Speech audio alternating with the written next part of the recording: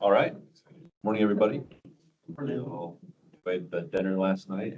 Thank you to Tiffany for all the logistics and organizing to get this meeting going.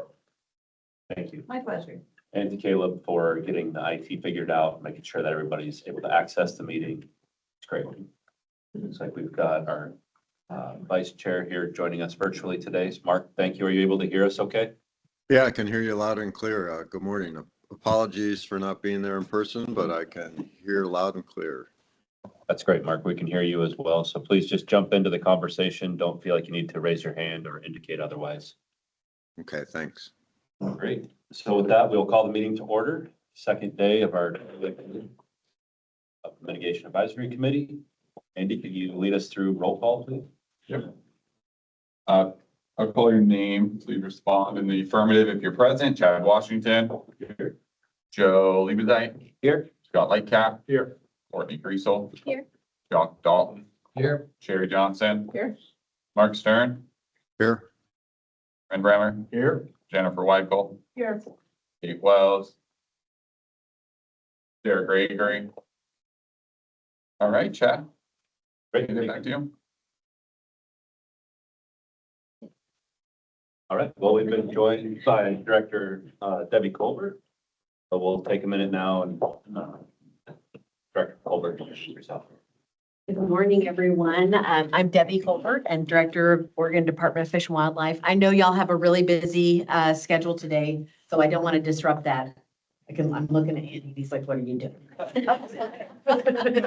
Sure, evaluation, Andy. But anyway, I heard that Little Bird said y'all were here, and I just wanted a chance to pop in and say hello and thank you all for the amazing work that you do. I know you get these grant applications and it's a lot to pour through, and people think that giving out money is easy, and that's because they haven't actually had to do it. It's a lot harder than you think it's going to be. Just, there's always just so many great projects, and I feel like that more and more as people are learning this program, just the number and just quality of the applications that you're getting are just making the job tougher. And so I just wanted to say good morning and just thank you for the work that you do. And I am also happy to answer any questions if you have them for me, but I was just going to hang out and listen to some of the discussion this morning. Great. Thank you, Director. And it's a pleasure and honor to have you here. And just want to reiterate how much we appreciate all of the PFA Bio's time and thorough evaluations and the rest of your staff. It's been great to work with everybody. All right, with that, has everyone had a chance to review the agenda for day 2? Any changes? Okay, we'll consider that approved. Move into public comment. Andy, have we had any requests for public comment? We haven't had any written requests for public comment, but at this time, if anyone online would like to submit public comment, you'd have 3 minutes to do so. Feel free to raise your hand and come on camera. We'll call on you.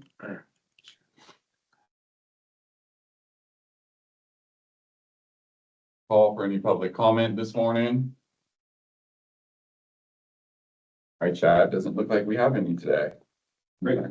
Thank you, Andy. So with that, we'll move to our third agenda item, which is the preliminary funding packet review. Andy, are you able to share your screen and kind of show us live how projects are stacking up and where that line may be? Or is it easier for us to work off the sheets you've provided? If you want to start with the sheets, I can move to sharing it on screen in a minute. If you want to start with the sheets, that way, looking at, no problem. So I'll just start with a proposal that we start with projects kind of at the top and work our way down. If you've got any questions or would like to move the project down, we'll kind of flag that, and then we'll look below the line for any projects that we would like to move up. Then we can start to trade them back and forth. But I'm open to any other ideas from the committee. Way to move forward. Okay.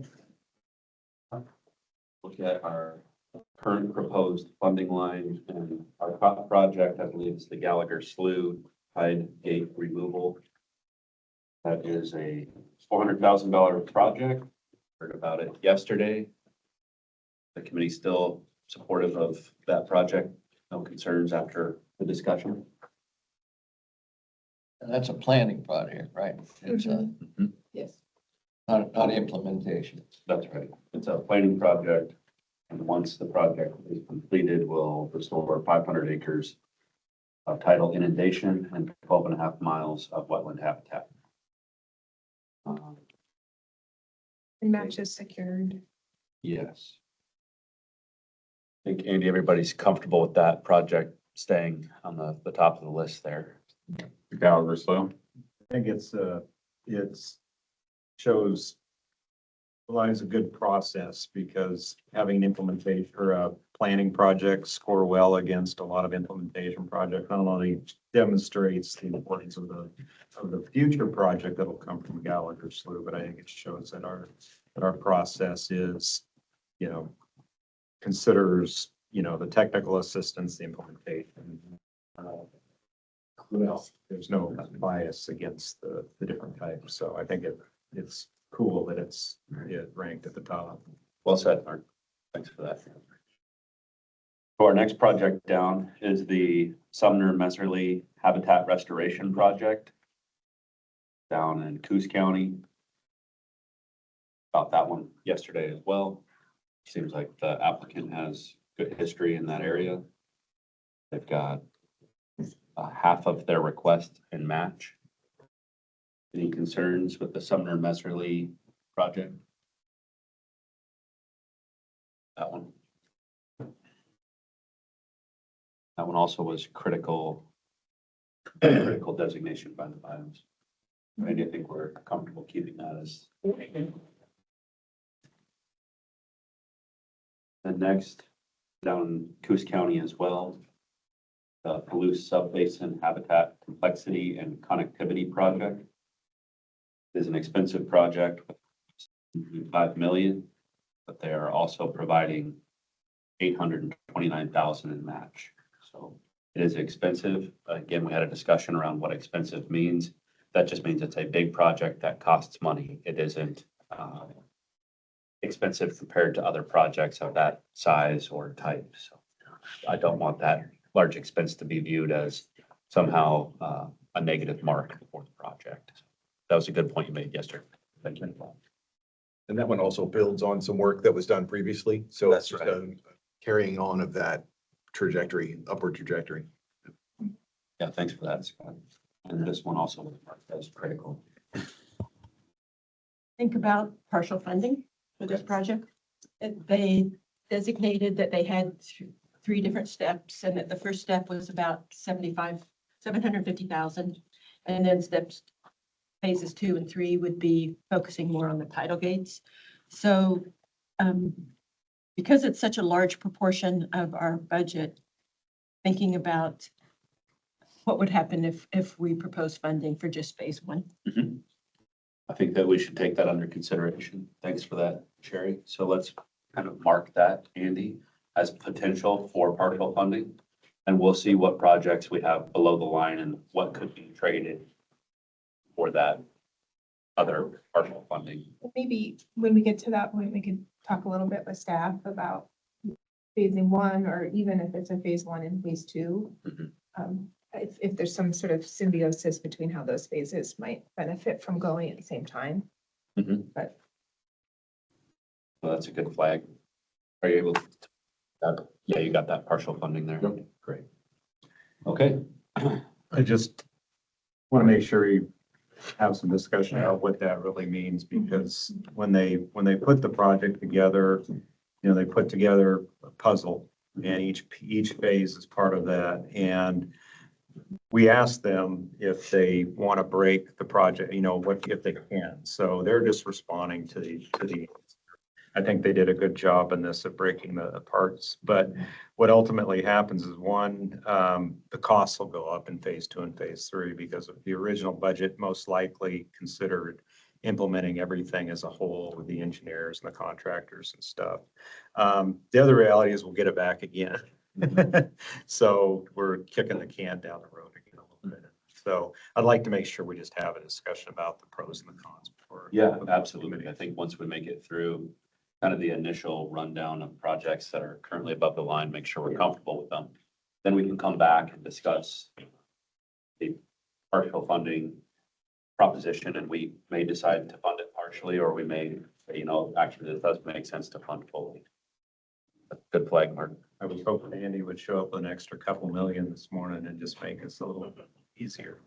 A couple million, I probably wouldn't show up. Backpack full of money, saying, here you guys. It's for the love of the work. Yeah. Way to show your true colors.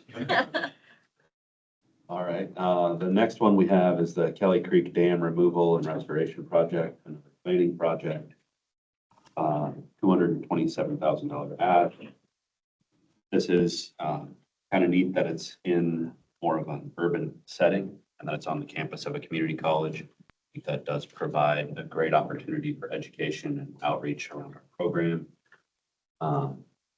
There are some implications, particularly around the ability for urban youth to fish. That is one of the only spots where they can do that currently, and this would remove the ability to do that.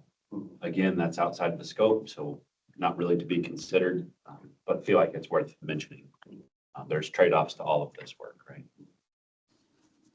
Are we comfortable keeping that one on the list as the fourth project?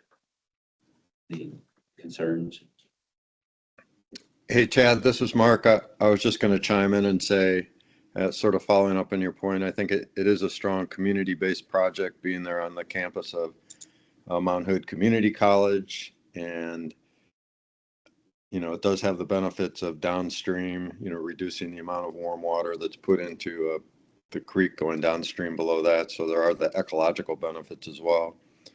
It's one of only 2 projects that was ranked as medium priority by the staff. So I think we're all aware of that. But I also see it has value to the private forest accord program just because of its visibility and high profile there of how they're going to incorporate that stream with anadromous fish into their campus. So I think it has some values to the program in terms of profile and visibility that will be beneficial overall going forward. Great, Mark, thanks for that. Those are thoughtful comments. Feels like that makes this a project where signage and staff engagement with them on signage planning becomes really important. I wonder if, given the social dynamics and potentially it being important for recreation, if it were just a planning project and it went through planning project and decided to stay as a reservoir, is that fulfilling our objectives? Yeah, that's well, the answer would be no if it didn't. It was just planning and it never resulted in the removal of the dam. There would not be any. I think this is a planning phase that is several steps into the project already. So I didn't read it. And I look at Mark a little and Joe, I think we're in the same group. I didn't read it to be a question of whether the dam removal. It was more of a question of how and design maybe. Okay. But I don't, Mark, am I remembering that right? Yeah, I think so. It was for engineering to get them to the phase where they could get to implementation. And it, as we talked about yesterday, Metro's been pretty involved in it as well. And, it's within the Sandy watershed. So yeah, I guess to your point, I don't think it's planning on whether or not it's worth doing. I think it's a planning to get it to the next step so it's ready to go. And I think the other thing, it's roughly 2% of the 10 million that we're giving out. So in terms of where it fits in how much of the pie it eats up, it's a relatively low investment. Yeah, to rephrase that, it sounds like it's past the input stage in the planning process for the recreation to become a factor. Yes. Yep. And I did not review this project, but I did go on a tour on the community college campus and learned a little bit more about it. And that's where the question came from yesterday of, how do some dams form water, and then a beaver makes it, it cools water, and trying to make all of that make sense. So it was well explained by you all, but that's where that came from. So in that tour, they made it clear that this is going to happen. It's not contingent on the community's input on the urban youth fishing opportunity. So I think we can keep this on. I don't think there's a concern that they plan it and it doesn't happen. And next we have the Camp Baldwin Dam removal, Wasco County. $123,000 ask, $72,000 in match. Removing the Camp Baldwin Dam fish ladder and control structure. That'll restore natural stream function and reopen about 2 miles of cold water habitat. Any concerns on the Camp Baldwin Dam removal? Keep that one where it is. Next, we've got the Oxbow Ranch Deer Creek Irrigation Modernization Flow Restoration Project, Josephine County, $464,000 request with over $580,000 in match. Match exceeds the request. This is to put a certain amount of water back into the creek. Is that right? Looking to, that was Josephine, so that would be About 3 Is days that a your- year. That's Deer Creek. 7. Yes. Yeah. 7.5. 0.75. This was the Yeah. 0.75 CFS. Great, and that's all extra water that's coming because of the improvements to the irrigation system. So they're taking the efficiency gains and putting it back in the creek. Correct. Yeah. I think this irrigation system's efficient, but they're also not irrigating some of the fringes of the field. I think a lot of that flow comes from cutting back on the area that's irrigated, but it's Yeah. technically, it's a technical reason, but the effect is to get more flow. Mhm, mhm. And there were some potential concerns with this one around downstream water users. Is that right, AJ? Yeah, and I think that's a concern with any of these water transactions. It is going to be dependent on enforcement. And do we have any sense of how that will be enforced or any kind of how it's been done historically? Not particularly, they are in contact with the water master. Okay. But beyond that, I don't know.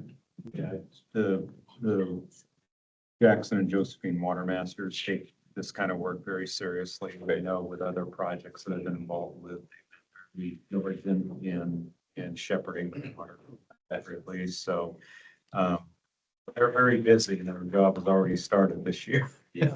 So, yeah. So Mark, in your experience, I you'd have say a lot this of- is gonna result in. Just a quick aside, what we should do is have Andy maybe put it on our agendas for one of these off meetings to inquire as to how we can make sure that flows get used properly in the future, so that gives us better criteria to work with in future applications. Yeah, we're gonna do more discussions on that. No problem. Great idea. I'll put it in there. Okay, great.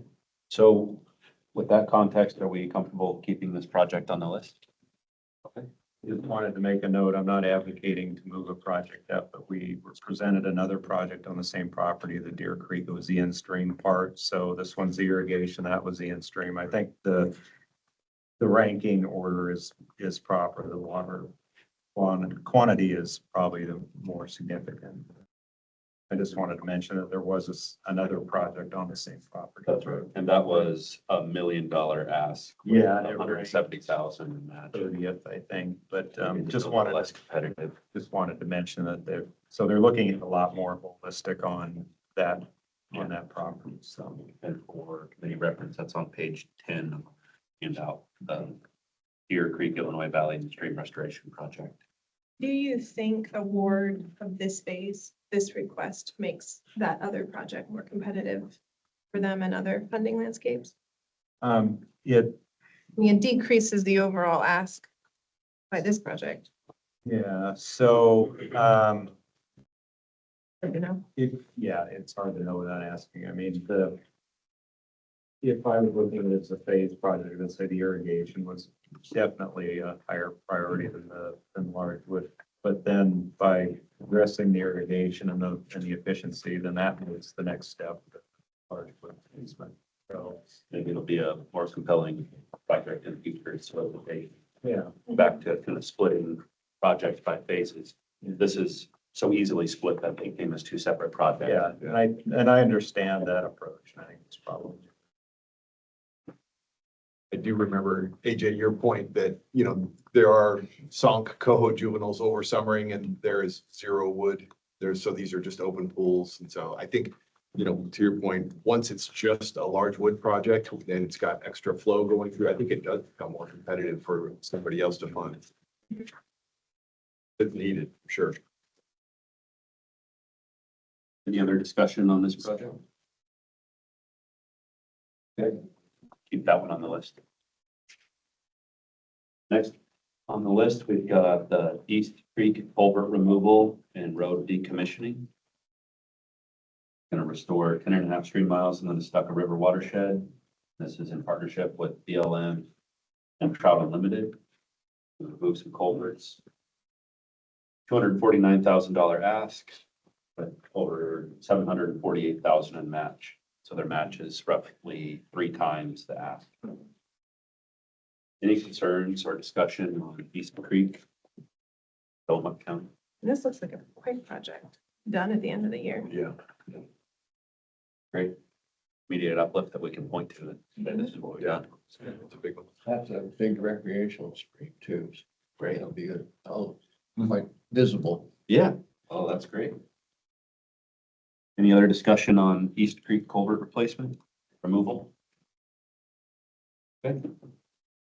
Next, we'll move down to the Phase 2 Bull Run Meadows Restoration Project, Grant County. $881,000 ask. They do have $100,000 in match. That was secured match, I believe. Yeah,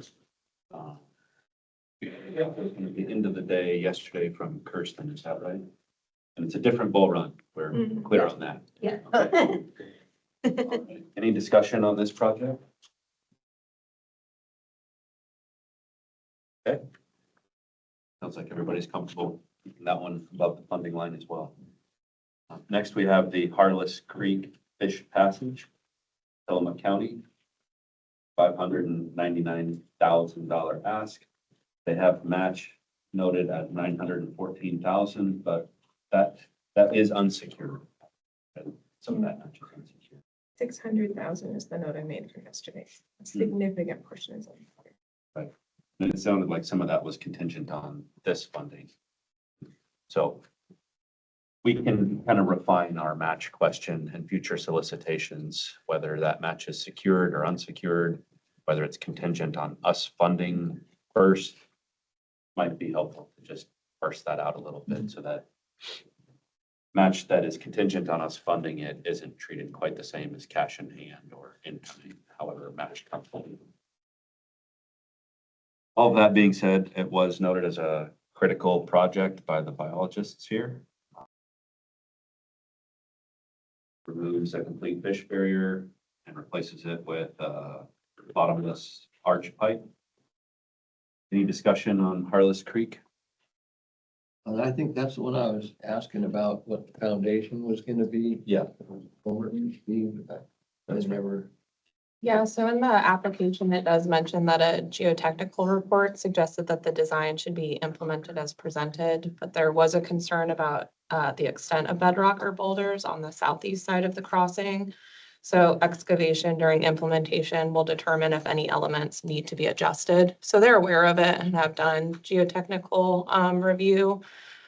They did look at some other crossing types, but that multi-plate bottomless steel arch culvert was chosen for the project due to the vehicle loading capacity, lifespan, and then ease of the installation on the rugged terrain. And then it also allows for a shorter road closure because that road is not only used for ODF logging, but also recreation because it leads to a lot of campgrounds. Another great opportunity for signage to promote the program as well. Sounds like they're addressing that issues. Slightly different or related, but not related to the project question. Hey, Andy. This one reminded me, we heard on a handful of projects yesterday that, you know, the other funding was contingent upon getting PFA funding. Is there actually something in the application that, where they say that, where there's something from other funding sources? For the I'm Harley. curious how that was communicated. I can look real quick for the Harless Creek Well, one. I was in general because there was like a, there, Narrative on matching. Mhm. And so some elaborate in that. and say, clearly say it's so. Yeah, but from Chad's, I made some notes to expand on the match for next year, the question to talk about contingencies Yeah. a little bit more and encourage that discussion, so. Thanks. It might take a full, in one of our future meetings, to just open up this grant interface Mhm. program and walk through it as a committee, Mhm. to spur our memory, oh, this worked well, or, oh, actually, if we could kind of move these sections, it might be worthwhile. Yeah, that's good. Great. So with that, any other discussion on Harless? Okay, we'll keep that one. Next is one that we heard about at the very end of the day yesterday. This is the new takeout ditch fish screen. This is in Harney County, $427,000 ask with $596,000 in match. We did hear that some of that match may not be available in future solicitations due to the time constraints of this project. I can elaborate if y'all don't recall on what that means. Yeah, please do. And then also elaborate on what happens if the project is not funded and the impact to the covered species.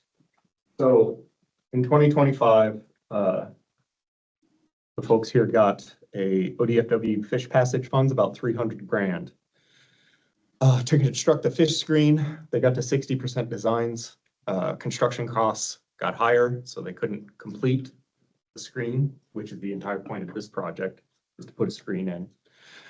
So that 301, they can't secure the remaining funds by June 1 this year. They'll lose that 300 grand, which would sit them still at 60% design for the screen, which would mean we couldn't get the screen constructed, as far as I can tell, without that money, with just the PFA.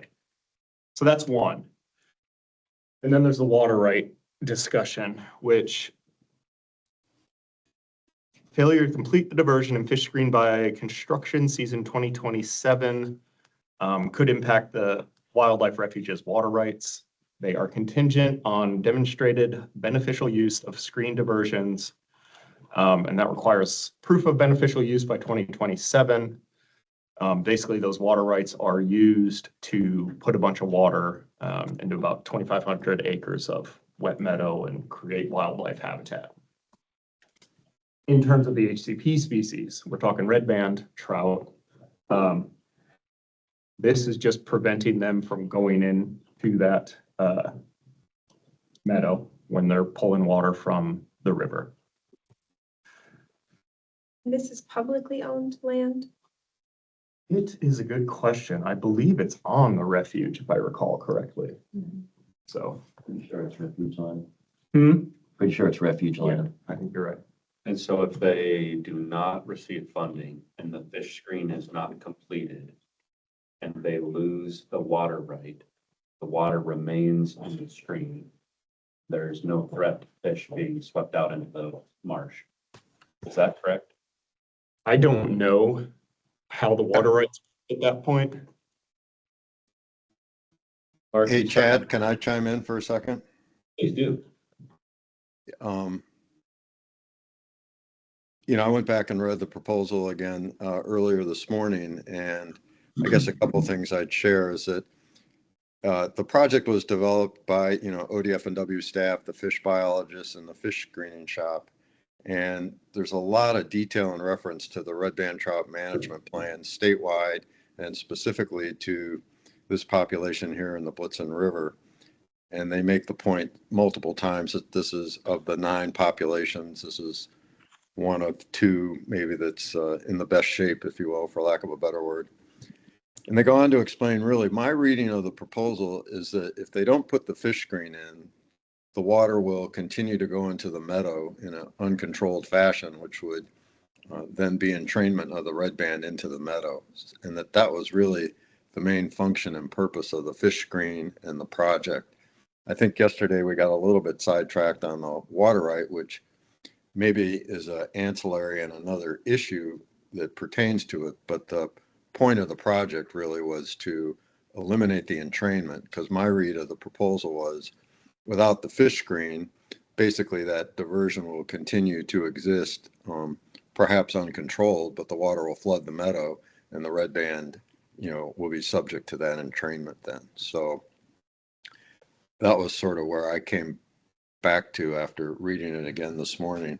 The other thing I'd note is that they give some pretty good detail on partial funding, and they are willing to forego basically their 10% indirect cost rate if that helps, and they were willing to punt on another 5%, which was some post-project monitoring that they would need to figure out how to fund otherwise, but they'd still be able to go ahead and do the project.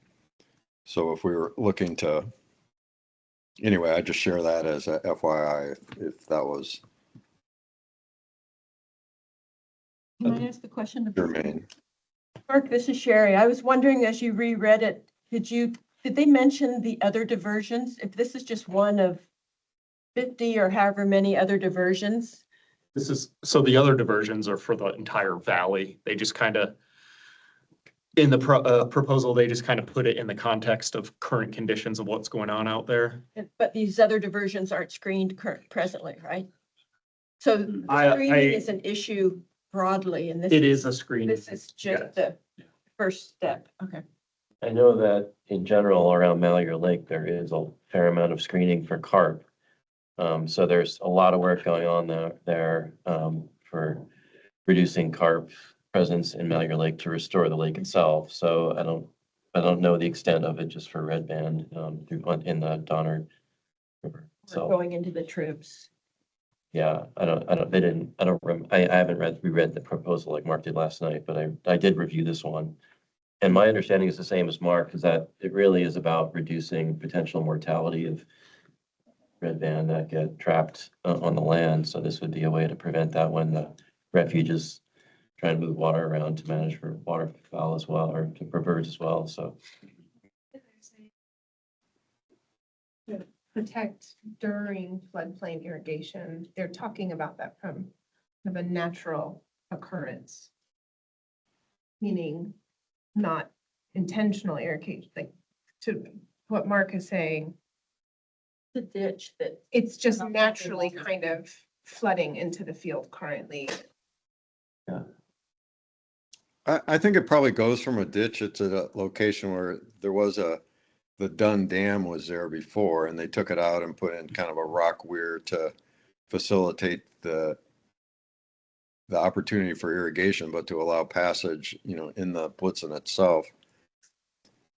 So I think there is some floodplain connectivity, but my read on it is that where water leaves the Blitzen it's an uncontrolled structure at the moment, and that this would in part, screen that uncontrolled spot and reduce entrainment there.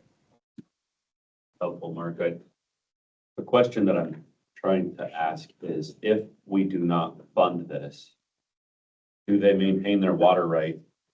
And does water continue to flow and continue to have entrapment issues?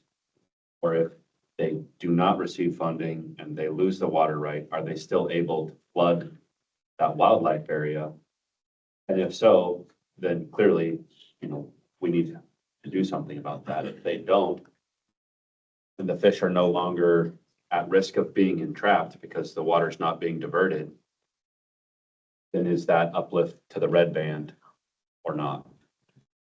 Like, it's clear to see all the ancillary benefits to other wildlife from flooding that marsh, but for red band in particular, does this funding prevent entrapment?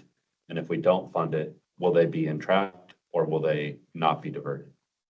The way I read it, they'll still be entrained, they'll still be running water through that where the lack of screen is. The water will still be going into the meadow. It'll send red band into the meadow possibly. It also is, and this is the carp thing.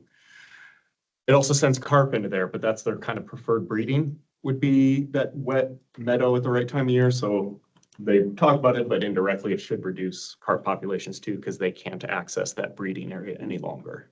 I think where I'm struggling a little is that in the application, it is clear that it is a priority of the department over multiple phases to restore that wet meadow. And there's been dam removal, there's been some investments incrementally to move towards that, which is all very good and is causing an impact on what happens to be one of the covered species, which is triggering eligibility of these funds. But it's interesting because it's like a different habitat priority, not related to the PFA, that's actually triggering the threat. And so that's where my brain is struggling. It's not that the threat is not real, it's that, is this the right fit? Because it's almost sort of it's a different path towards. So that's where and so I definitely appreciate, this ability maybe to look at taking some of the overhead components out, or that's a slippery slope. Then every project you're like, I'll say, I think even if they remove that kind of overhead, reduce the indirect, I think it's only like 30 grand or something over the 5 years, 20 grand. So it wouldn't reduce the budget all that much. So I have a fundamental question that I don't think we've ever brought up in discussions, but I'm sort of comparing species to species. Like, I don't know that we've done that yet. So my question is, and I don't know if you know, Jeremy, does this particular population of red band trout overlap with forest land? That's kind of the point, is for uplift for. So there's fluvial and adfluvial populations. Adfluvial use Malheur Lake. Yeah. From what I understand, they'd be going up the Donner and Blitzen also, be it fluvial or adfluvial form. I don't know the area very well. Yeah, sorry, I'm just That's okay. kind of running It's it okay. in Yeah, my no. head, but I don't know it as well either. So I would assume that drains forest land. It drains Those are the mountains. seeds. It does. And there is forest on seeds. So yes. Okay. Well, and it is in like the Malheur and Harney counties are ones where we don't specifically have PFA bios because there's not the private forest land nexus there. Scattered, it's Yeah, very scattered. yeah, but my understanding was for this grant program, that didn't matter too Yeah. much in terms of Yeah, eligibility. no, I hear you. Like, it triggers eligibility for, like, the species is eligible if Yeah. it's all native salmon and trout, but we've not really had one pop up that's of this kind of subtle nature of how much, are you, so we're uplifting the species, but is that species mostly occurring in non-forest land? And I'm not advocating for one way or the other, but I'm just thinking it's maybe something to consider in the conversation. There was another one in here that I had that same question, but it never bubbled up to conversation. Well, I think we've kind of talked through this one a bit. What do Well, we, I still, go ahead. there's still a statement on here as a concern from the presentation. In a region filled with irrigation structures, will it be enough to make a difference? Yeah. And so Getting back to your Yeah. original question. that, And those are structures. The way I read that, not unscreened structures. There just are 900 of them in that valley. So some amount of screening unknown. So before we continue on this, I would just like to propose that we mark this one for consideration once we get to the end of the funding line. Yeah. We look at some of the projects that aren't currently proposed for funding And we measure those against this project to determine what the committee feels like will provide the most uplift for the dollars that we have available. Does that work? And so if we want to continue discussing this at that time, we can do that. Yes. Who holds the water right?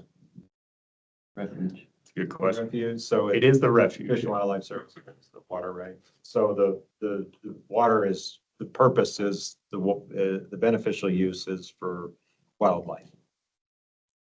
Beneficial use, yeah, is mostly for wildlife. I think technically the beneficial use is for wetlands and wildlife. Yeah, my understanding is the water rights would change from, or like, it's habitat conservation, and that would get changed potentially to irrigation. If that is not kept at the beneficial use. Or showing that it's the beneficial use, maintain the habitat conservation, water right. We'll come back to it, but I really think the water right issue is ancillary, that it's really a fish-based project to prevent entrainment of red band trout. And that's the origin of the project and what the primary purpose of the project is. And the only reason I was asking, Mark, is if it's held by the refuge and if they're in jeopardy of losing it, are they able to work with water resources to transfer it to another location or we sit in stream? I don't know if there's other options to, I guess I'm just worried is we don't want to see a water right like that get lost. Or is there options that they have with water resources to protect that, right? The same beneficial use. Yeah. I The think law- that's a complicated issue in terms of transferring the purpose or of a water right, I think. Well, I wasn't so much looking at transferring the purpose, mainly just preserving it. It's probably better. So the Same. one line I read in here doesn't necessarily answer the question, but oh, totally lost it. Dang it. Jeremy, can I ask you to just put a pin in that? and bring it Yes. up when we review this. For sure. That's all right, with everybody, to move on for now. Okay, great. So the next project we have is the Ochoco Preserve Floodplain Enhancement Project. This is phase 3. Jeremy, I believe you presented this one as well. It's the Shoots Lane truck right there in Prineville. It's the final phase. Is that? Final phase. So we do, sounded like there is good community support for the project. It's highly visible. It's already phases 1 and 2 providing important uplift for species that are now surveyed as present. There's 575,000 in their ask and almost 3 times that in match, 1.7 million in match. Any discussion around this project? I'll note that 1.2 of that is unsecured of the match. That's helpful context. Thanks, Jerry. Okay, hearing nothing, I think this is a pretty straightforward project, clear benefits on the list. Next, we've got the Cunningham Creek Fish Passage and Riparian Improvement, construction phase 2, down in Coos County as well. 534,000 is the request with 627,000 for match. Is that secured match? AJ, I think this came out of your region, is that correct? Yeah, let me check. Well, AJ's looking at that. The Cunningham Creek Fish Passage and Riparian Improvement Project restores fish passage and improves ecological function to a priority reach of the Cokefield. Well, actually, a Cokehill River tributary. This was a mix of secured and unsecured. Yeah, I had it underlined. So. Yeah, so 134,000 secured, 493 unsecured, pending an OWIB. That's right. That's right. And we were given, assurance that that'll happen. And no worries there. It's good. Thanks for that. Yeah, No. This is not the. we're being sarcastic. That was, yeah, no, Because at this point, Yeah, is still oversubscribed. Right. Yeah, no, I think the question, this one does not currently have an application into OS. cycle. So they might be applying. For a in the next future cycle. Yeah, it was applied for in our summer 2025. It was recommended, fell below the funding line. But it's not, it hasn't been resubmitted, I guess is the right Okay. answer, but we just opened up our next site, so. Right, and now they'll be able to, if funded, say that they have secured match from this program, which should make it more competitive. And we know that Coos Soil and Water Conservation District has a good track record in the region and strong partners. This is also the one that's got county investment involved in it with the bridge component. Any further discussion on Cunningham Creek? Yeah, Chad, just a clarifying question. You know, Andy, on your spreadsheet there, it says it was rated critical by the staff, but I thought in the presentation yesterday, it was a medium-low ranking. It was region 3. It is medium. It is medium. I just pulled the wrong one then. My fault. Can you remind me why medium? Medium primarily for the water quality concerns downstream. There's limited rearing capacity that this passage will allow access to. So the benefit is getting spawners up there, but the carrying capacity for rearing juveniles is not great in the upper reaches. Yep. And is that due to water quality downstream or upstream? Downstream.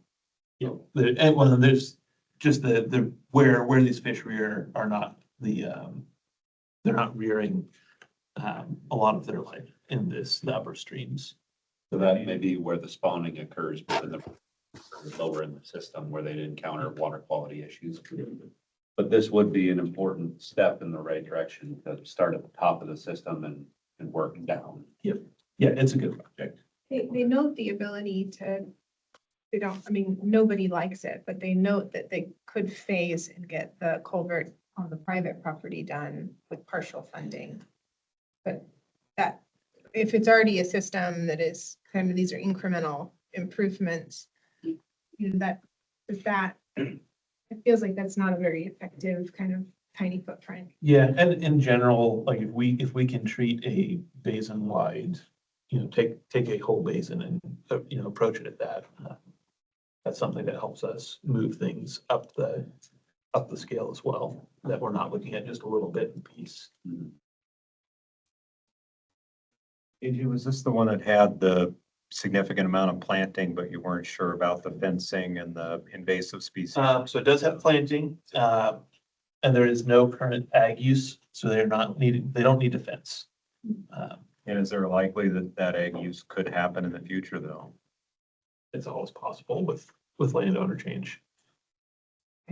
I do like that the county's involved in this project, and I think that it's an important signal that, again, high cost doesn't mean that it's expensive when compared to other projects of that type.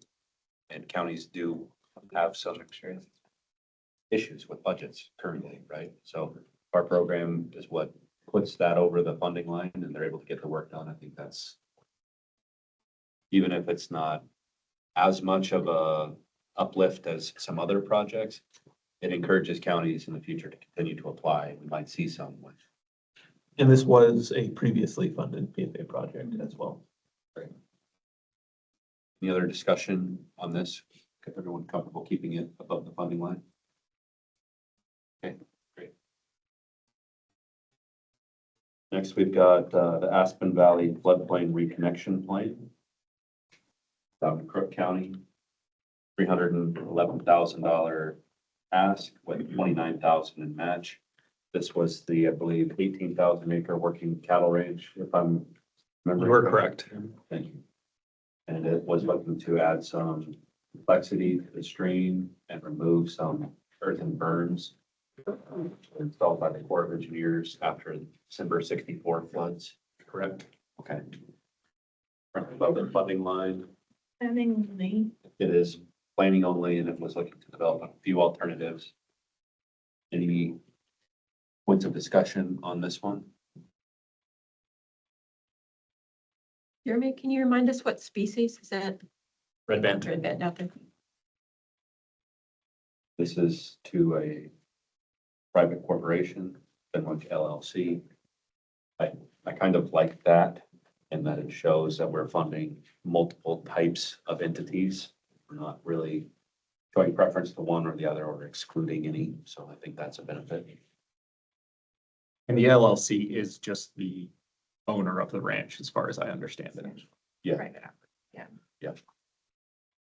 In your sense, capacity for implementation, Sorry? I mean, capacity for implementation. Yeah, I mean, I think so. I know it also sits right next to some, Nature Conservancy land too, so there's already been work in the valley. I don't know how much outside of it, but things are happening and they're trying to undo what the Army Corps did back in the sixties, so. And a large piece of private land that's privately held and managed. Having uplift on those parcels can then serve as an example to other willing landowners to try to build some trust in the area with a program.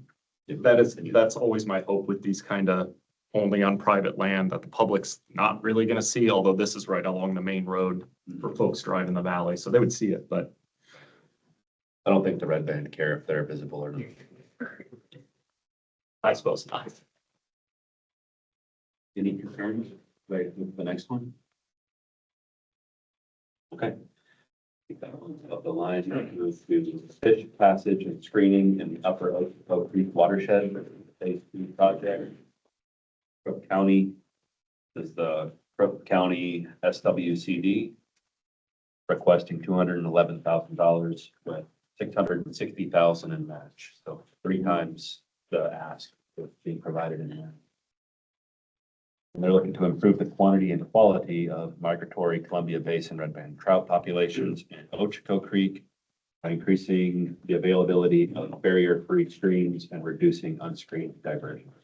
Jeremy, I believe you presented on this one here yesterday as well. Correct. Does this one fall relative to the Ochoco Preserve that was number 11? So Ochoco Preserve is in the city of Prineville. This is going east and above Ochoco Reservoir. The whole area is, I think it's Marks Creek and Wolf Creek, 2 of the ones they're working on, plus Ochoco. The preserve is just west of the Les Schwab there. I believe. Like as you come down the hill into Prineville, you would take that. Right before you head into downtown, you take a left and Yeah. wind back there. And this other one is out past the city of Prineville above the reservoir. Yes. This would be spawning. Question. Above the reservoir. It's resident then. So it's resident, it's both Yeah. fluvial and ad fluvial again. So both life histories are expressed with the red band throughout this watershed. Any other discussion on the fish passage screening in Upper Ochoco Creek? Jeremy, I think you mentioned that they, after they got the passage situation addressed, their intent was to deal with the water situation that seems you need water for passage, so. Yes. Okay. Yeah, they're one screen plus roughening up some channels that are check dams and kind of tarp areas used for irrigation. Make sense? Yeah, I guess the picture was pretty scary that was shown with the project. It was So- a dry channel, so I'm like, You know, I'm not who needs trying to- passage? Yeah, I'm not trying to convince y'all not to fund it. Well, water is very much an issue there Okay. in that area. And so ideally, there aren't red band really using that in summer. They're above or they're below. But when it does have water, there's passage issues that this would seek to address. Yeah. Okay, Exactly.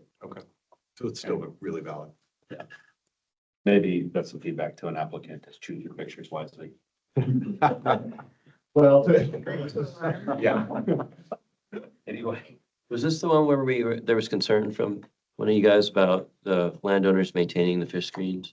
I mentioned that in my concerns. It's always just a general, okay. we're handing it over to the landowner to deal with now.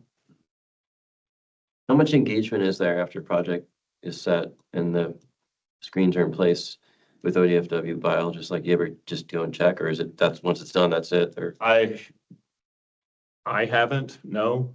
I know there's local biologists there, but yeah, I I think Crook County SWCD is who's gonna put it in, talk to the landowner, but if there's anything beyond that, I don't know. I think that there is some kind of, I don't, like regulation is probably not the right word, but like expectation. I don't know if something gets written down in terms of like the landowner must maintain the integrity of the screens and stuff like that, but I'm not sure in terms of enforcement or regulatory, I'm not sure exactly what that looks like for follow-up. I think typically our fish district staff are on the ground frequently enough that if there's a problem, they're gonna work with the landowner to.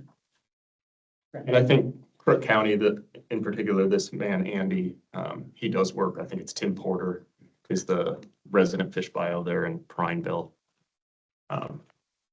They have a lot of interaction with the screen shop in Central Point. They're very active with screens after they're installed, working with owners and making sure things are working. So I mean, there's definitely service after the sale. Yeah. Coined that phrase. On top of it. Any further discussion on this project?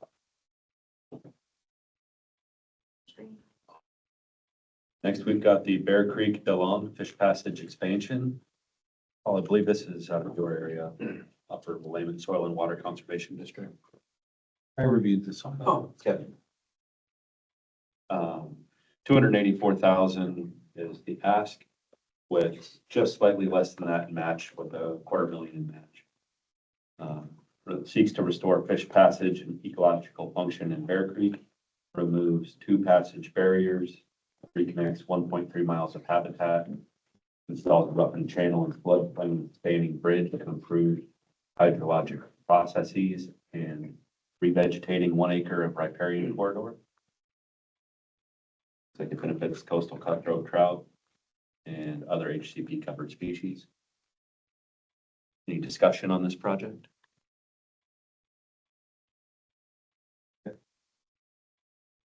Sounds like it'll stay above the funding line.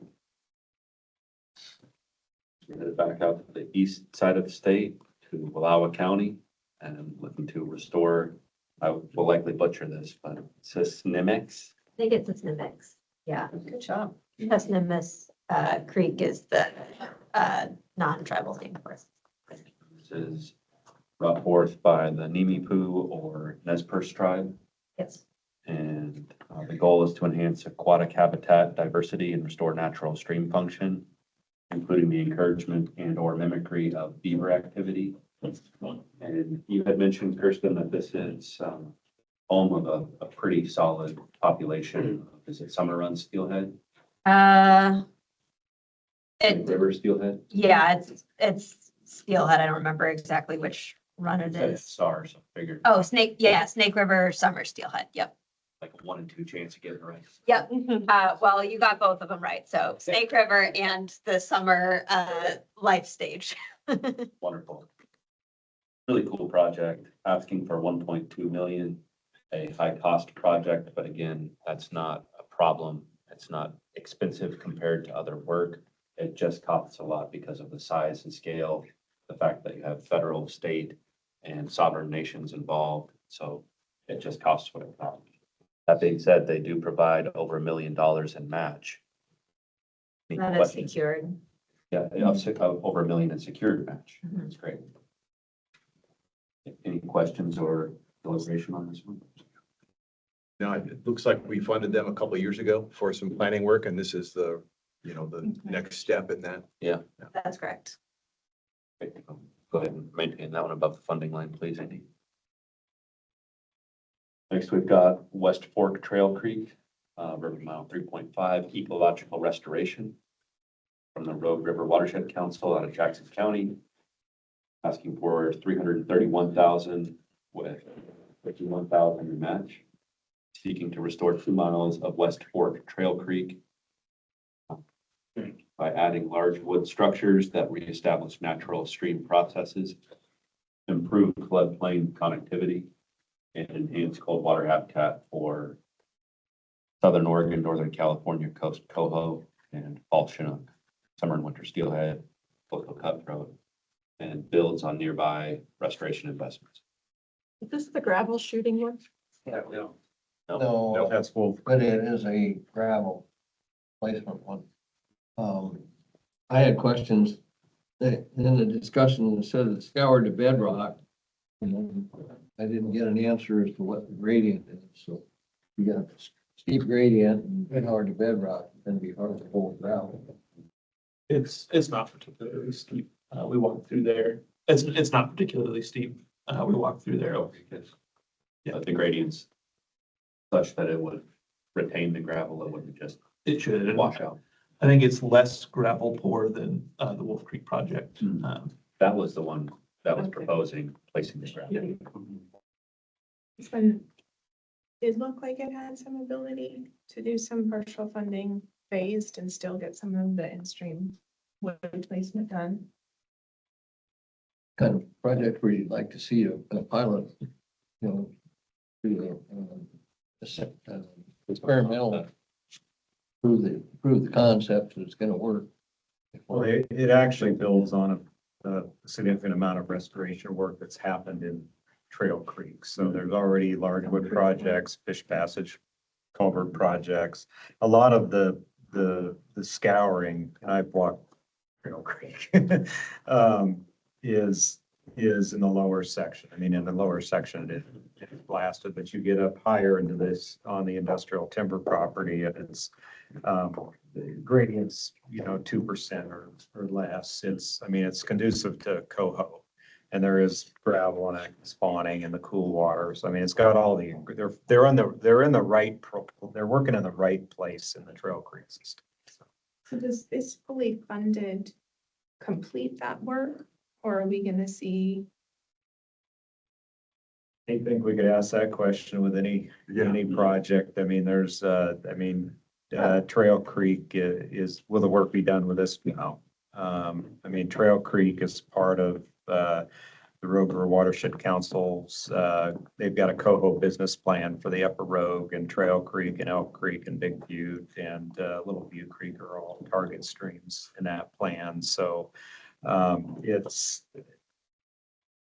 if I'm understanding your question, Courtney, I would expect to see more applications in the future, whether they come to PFA or OWEB or other sources. But there's enough work for many years in Trail Creek in the system and the others and the associated systems I mentioned. So, but we could say that, I think, about any of the basins we just we've looked at. And I think there's a common theme in a lot of the projects that we have seen that are, not only that we've already talked about, but there's a lot of work that's already happening in the area. And this is just a piece of that connectivity and building that momentum. And I think telling, how the projects that we're able to fund through this process are building on and enhancing those other projects. I mean, it's pretty amazing to see the patchwork that's being built. So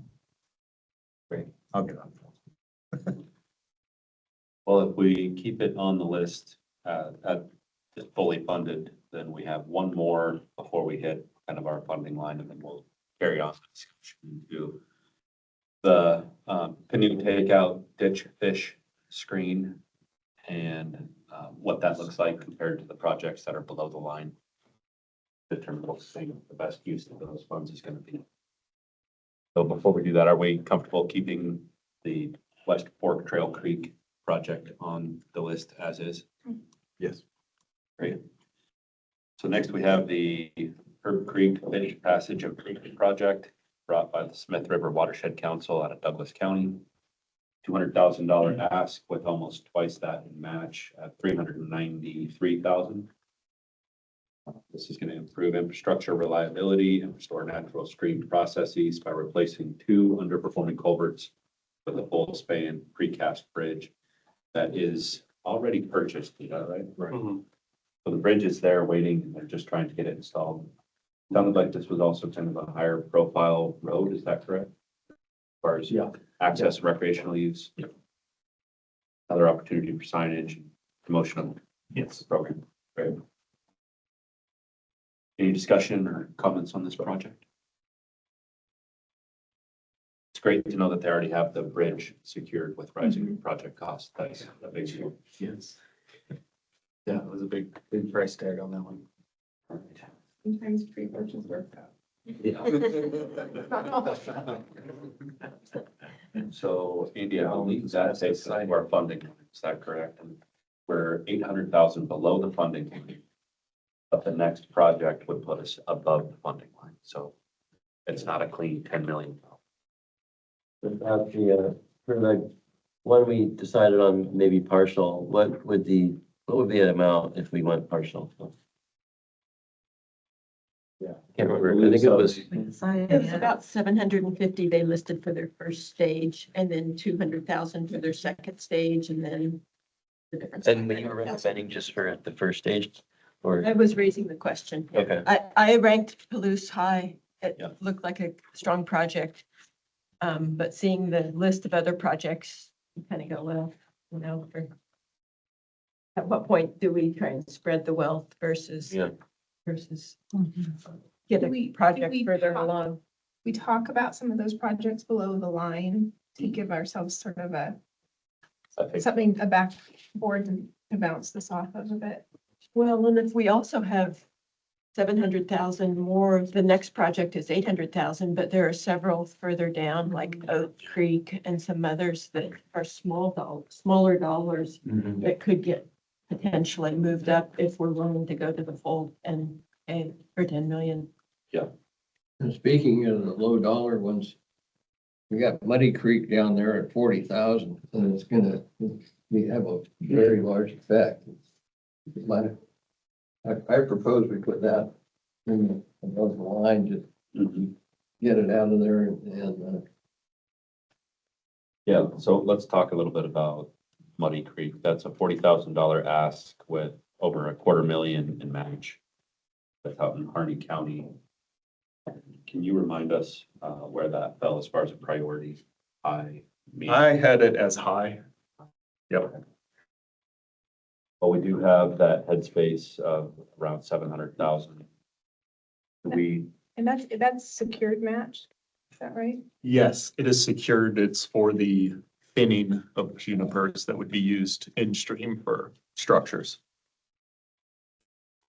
Jeremy, can you talk about the project a little more? Because I don't think you had time to talk about it yesterday. I did not. Thank you, Mark. Muddy Creek Restoration, Burns BLM is the applicant. Implementation, research and monitoring, low cost, obviously 40 grand. Match at 255, which I just mentioned is for the juniper thinning. That will be used for structures in the creek and just in general, they want to thin juniper in that area. Jeremy, like normally we wouldn't be looking to fund upland work, but the fact that this is upland work resulting in the material to then And place. sourced right next to the stream. We're funding the placement and procurement. We're not funding the upland work. We're Correct. funding the procurement and placement of material that happens to be currently on the upland. Correct. Is it upland or is it riparian, those junipers? Upland from what I can recall. That being said, junipers are pretty thirsty, so that will clearly result in a higher water yield. And low-tech structures that's the juniper they're gonna cut in the water? Is that what that means? Yeah, BDAs, 5 BDAs, 10 PALs, and 11 log jams. also GM planning structures. repairing vegetation, so I'm probably gonna use some shade on water temperature. Yeah. Did they mention how they're gonna enhance the habitat after they cut all the juniper down? Juniper habitat, I don't recall, no. Yeah, I included that just because it's. So it would be good to know. Yeah, no, it's a Kinda good go question. through Yeah.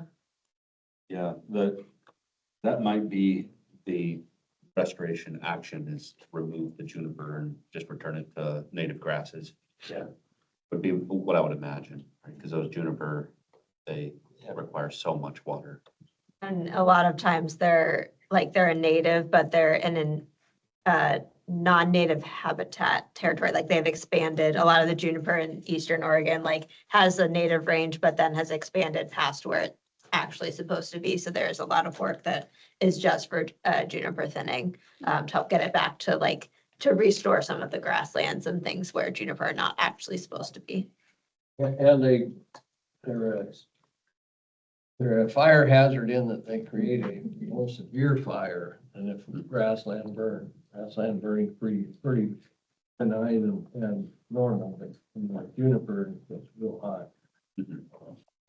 So if we move, we start doing the math of adding this above the line.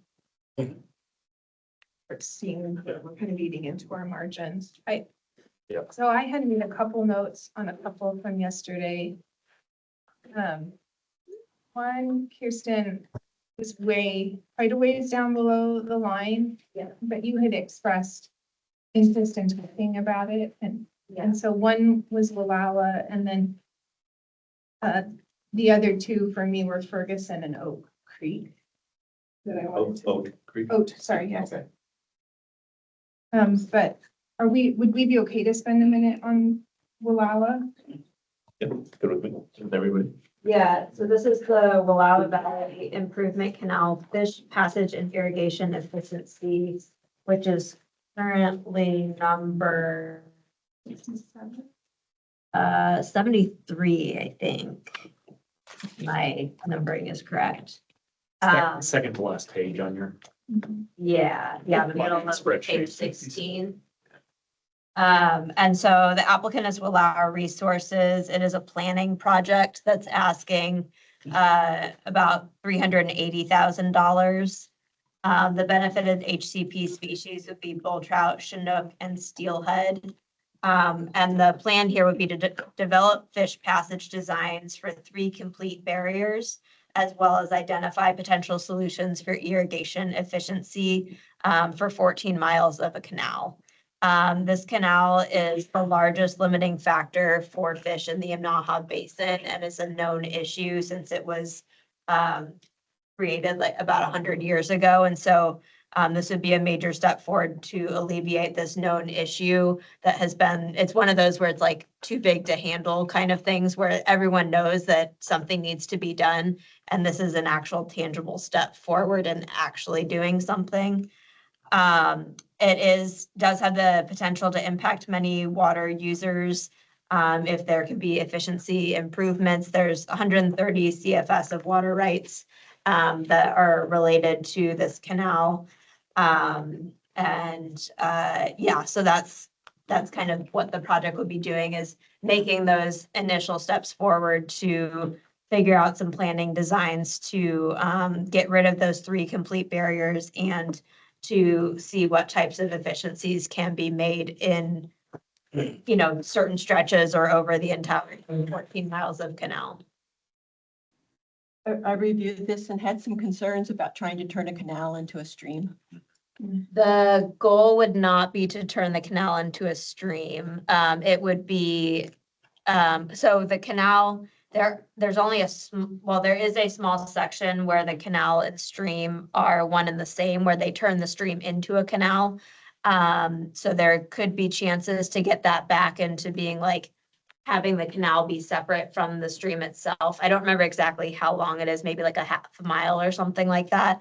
But there are sections where there is a complete passage barrier between, like where there's not screens existing, and then there are sections where tributaries and things run off directly into the canal and are completely engulfed and don't ever go back. There's also another section where the canal has artificially connected 2 different watersheds that were not naturally connected. So there's a lot of potential to make some improvements. But yeah, it would not be to turn the canal into a stream. It would be to save some efficiency so that maybe the water could go further for like what's actually there, things like that, and just start looking at what that might look like.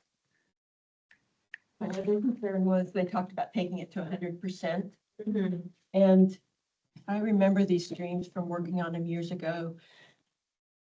It's a real problem because they're mixing watersheds, right? And so can they get one design to 100, or do they need to spend some time getting to 30 to see if it's even viable? Well, I know that there's already been significant conversation with the landowners involved, like Wallowa Resources and the other agencies have done a lot of outreach already. And the plan would be to have them thoroughly engaged in the planning process. So that whatever plans they're working on moving forward are still ones that like the landowners would even consider.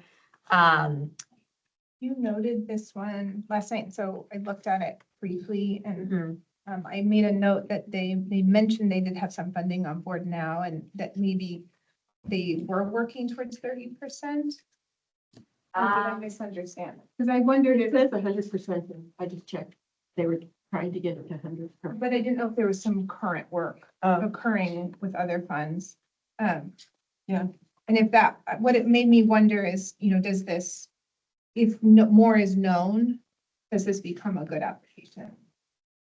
So I know that they just got Grand Ron Model Watershed funds secured for $68,500.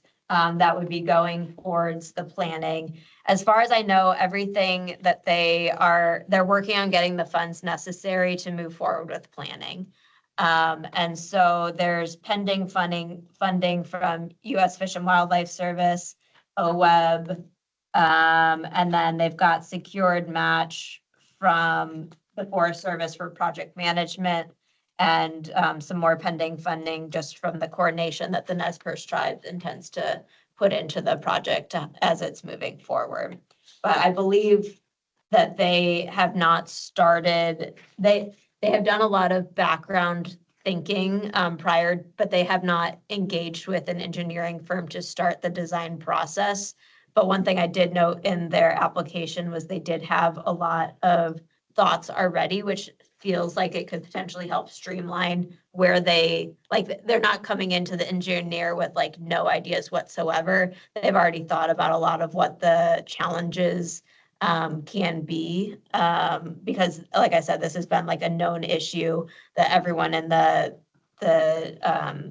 community would like to see get improved.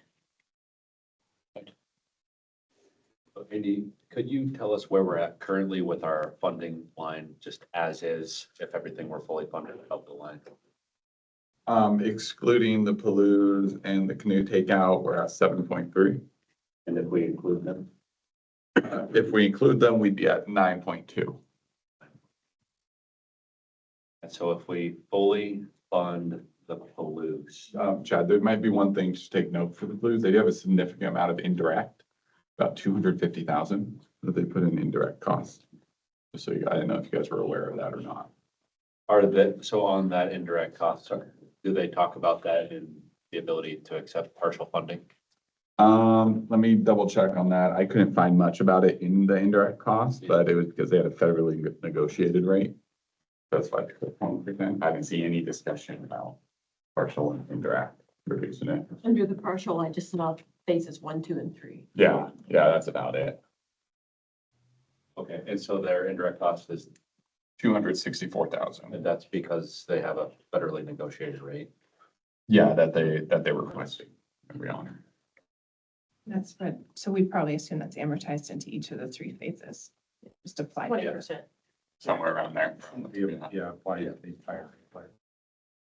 Okay, well, so if we were to partially fund that at phase one, 750,000, that would open up 750,000 in projects below the line.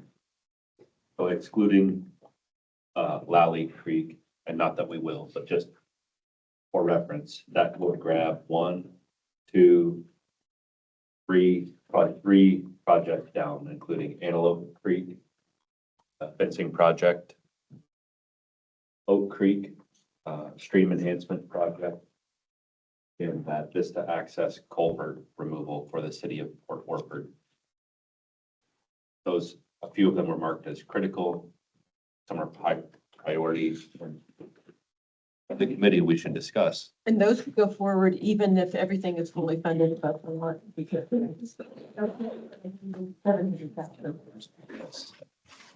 it'd be a potentially additional 700,000. If we chose to not fund Lally Creek, because Lally Creek is the next project down. If we jump Lally, yeah. And so I do think it's important that as we're ranking these and which ones to pull above the line or not, we should be looking at the ones immediately below the line. and not ones too deep in this packet that are well below the line. Otherwise, we're gonna have to try to justify why they were moved above all of the ones that were ranked higher. This is how this ranking happened, Andy. This was based just on review committee, or it pulls in everyone's comment? Valley Creek, my note on Valley Creek was that this had a pretty substantial involvement with the county. This is the county road, is that right? But I would have liked to have seen some county capital I know counties are doing. But at this price tag, I think I was disappointed. I felt like this would be stronger back with us in the future if we saw a little bit more kind of shared carrying of the water. For example, the next project down the Antelope Creek, you had almost 3 times the ask in match. Where Lally Creek has much less, so this doesn't leverage the same amount of match. I look at Lally Creek, I'm looking at bang for the buck, and it's doesn't pay well. And AJ, this came out of your region as well, Lally Creek, is that right? It came out of my region. It was one that Paul ended up. I reviewed that one. Well, can you tell us a little bit about that rank as far as the priority? In my area. Media. Yeah, yeah. I believe it's critical. Can we get that for the, like, maybe the 5 to 10 below the line? Yeah, Which ones are critical? That's a good idea. So we've got, the next two, we've got 2 Douglas and Jackson, that would be UAJ, right? And do you have this packet as well that you could provide that critical? Yeah. This is- Next. Yeah, so we would be looking at Antelope next, and then we would go to Oak Creek that have marked as critical. And then we would go to Vista Access Culvert. A couple, but they will not be critical. Yeah, that's something out there in Lally too. I'm looking at the budget here. And Douglas County Public Works Department does have an in-kind of $28,000 on that project. So the county is. So just I chose the word capital kind of specifically, which is, Oh, gotcha. I think that Got me, yeah, this is an in-kind. And it looks like Lally Creek can't do partial funding. Mhm. So, Andy, can you tell us, what in the rankings, when you put this together, how much of a step are there between some of these? Is Lally, between like Alley and Oak, in terms of the rankings? Are they, Mhm. Yeah. you understand what I'm asking? So you want to compare Lolly to Antelope? Yeah. Give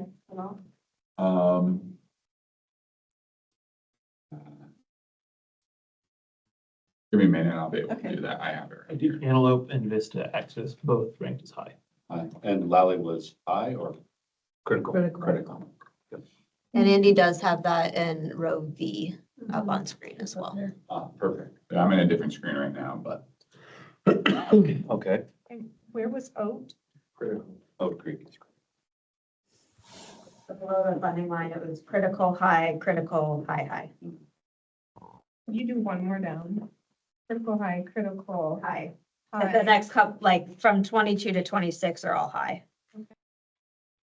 So I would just like to pose the question to the committee, if we partially fund the one that I can't see on the screen anymore, Palouse, I believe. So if we partially fund Palouse and it frees up $750,000.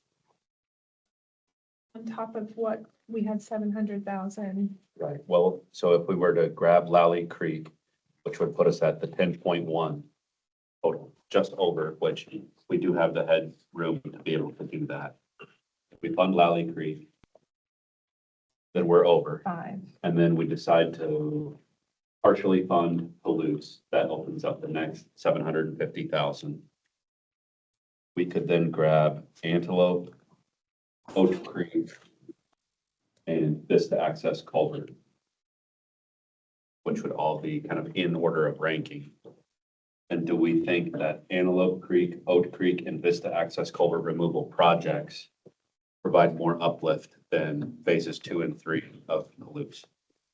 I kind of lean that it would, that those three projects taken as a whole would be a better spend than phase 2 and 3 of Palouse. Fund phase 1, and then we would fund these other three projects. Remind me, Antelope Creek was the, The fencing Fencing project project. down in southern Oregon, private land. Livestock exclusion fencing, rough and riffle. No, I don't think there's a ripple in there. It was planting, hardened crossing, Hardened crossing. and then invasives management. Just to answer Sherry's comment, Yeah. the difference between Lowry and Antelope is about 2 points between the scoring. Yeah, so very close. So very, very close, yeah. And the next several are similarly, or is there a big? Yeah, step? yeah, when you're that close, we're talking like within 1 or 2 points when they're right next to each other on average. So that'll be kind of the first question that I'd like us to answer is, do we feel like those sets of projects taken in aggregate are going to be a better use of the funding than funding loose? And which ones are they were again? Which? That would be funding Antelope, Oak Creek, and the Vista Access culvert removal. Not Lally. Lally as well. Oh, okay. So Lally would be funded and put us at the 10.1 million. I don't know Four, that we so could have- the four below the line, basics. So that would, if we fund Lally Creek, it puts us at 10.1 million. And then the next question is, do we take 750,000 from Palouse by partially funding it and apply it to the next three projects down? in Vista, Mhm. That's great. Vista Access culvert removal was for the city of Port Orford. It was the failing culvert. that's right. I'll just offer my thoughts. I think that those three projects in aggregate probably do provide more uplift than phases 2 and 3 of the Palouse project. And phases 2 and 3, maybe you could come back? I would or- hope that they come back. Yeah, I would hope that they would come Wanted to back. clarify that. Mark, you started to speak. Do you have anything that you'd like to share? Well, I'm wrestling with the same thing you just proposed, and not to put AJ on the spot, but 3 of these 4 projects are in your region, and Kevin, one of them's in yours. Do you guys have any thoughts on spreading the wealth or keeping it on the one project? And I'm also taking into thought Mark Rembrenner's comment of sometimes there's efficiencies when the phases are lumped and funded in one run rather than not, but it's a little bit 6 of one, half dozen of another. I'm comfortable funding the other 3, but I just wonder, AJ or Kevin, if you want to add a thought here. Yeah, that's tough. There definitely is benefits to the basin-wide approach that Palouse is taking. That said, I think the Vista Access buys a lot of public goodwill that I don't know. We don't have a really good community engagement project above, in the same way that, that is protecting their drinking water supply.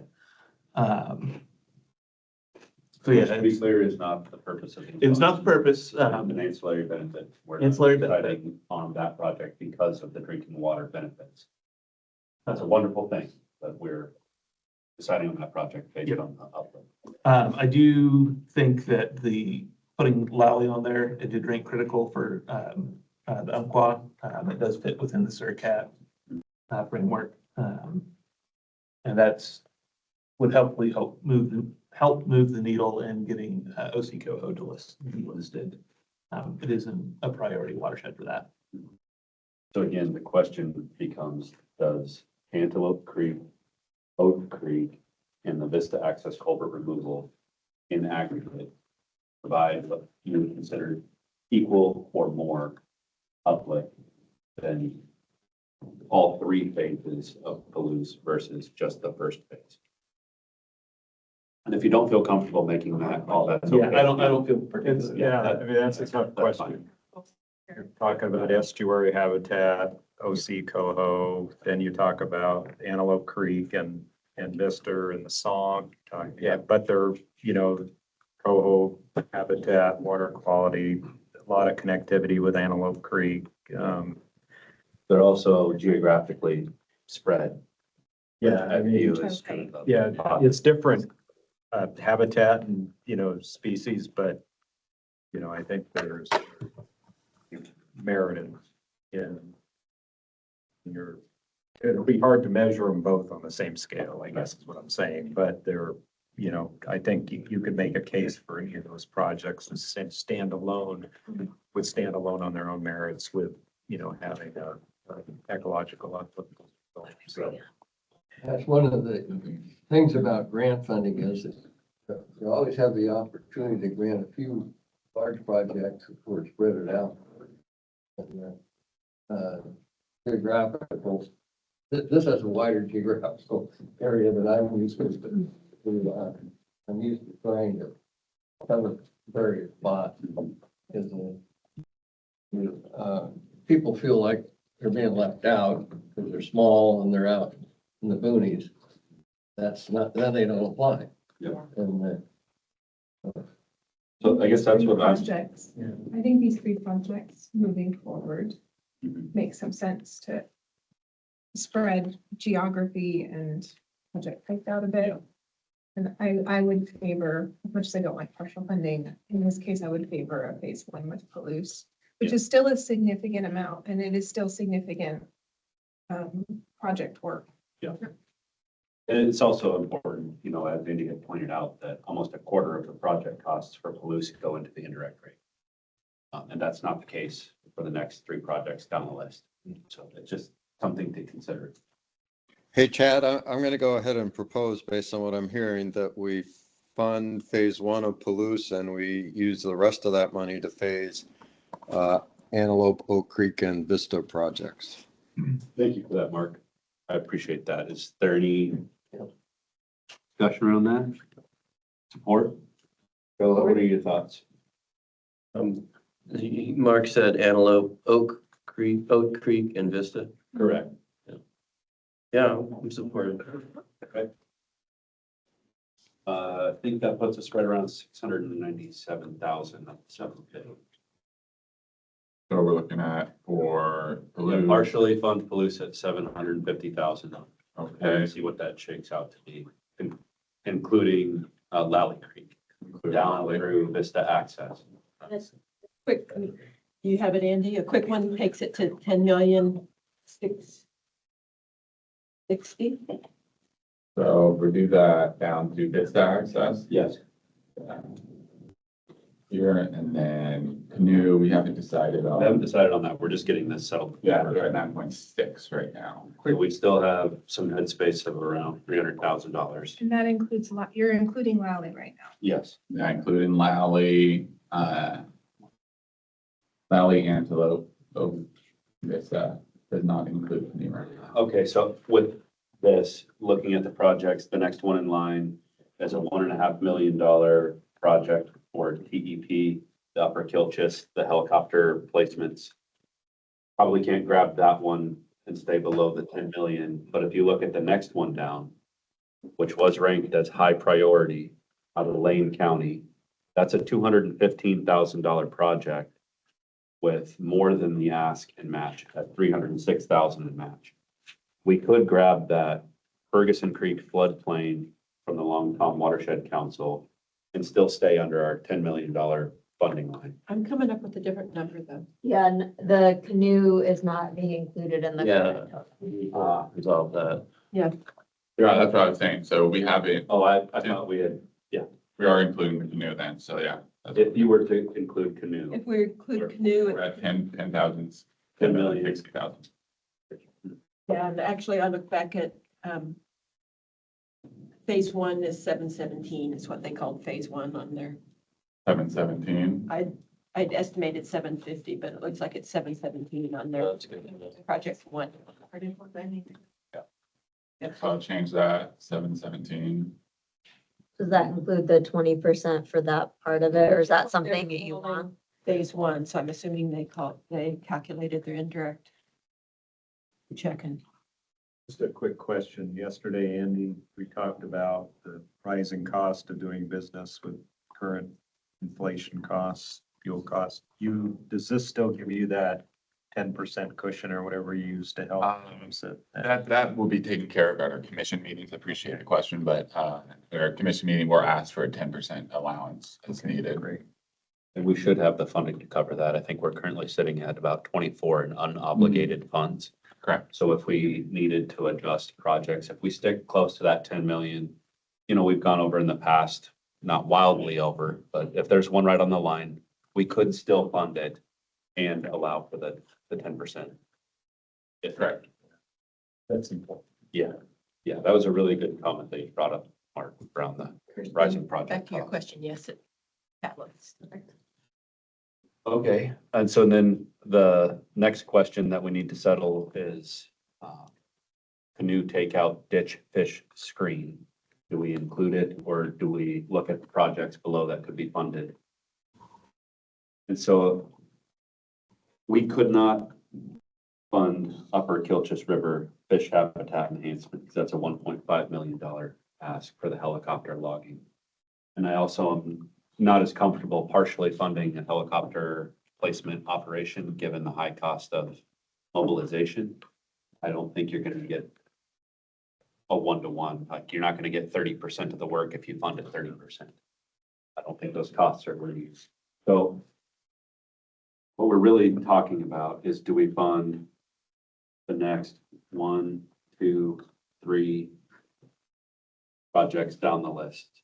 And that would be 2 high priority projects and Muddy Creek. So geographically, that's Lane County, Harney County, and Clackamas County. No, we're funding Oak Creek Oak Creek was, and we're funding Bear Creek. that's right. So I guess I'd open that up for discussion. Would we like to see canoe takeout ditch fish screen compared to Ferguson Creek floodplain and in-stream restoration, the Muddy Creek project, and the Pudding River Watershed Council's application for the Amon Dam removal? I guess it'd be helpful to hear, we've talked through the canoe takeout ditch fish screen project, but maybe we should review Ferguson Creek, Muddy Creek, and the Amon Dam, if folks are comfortable with that.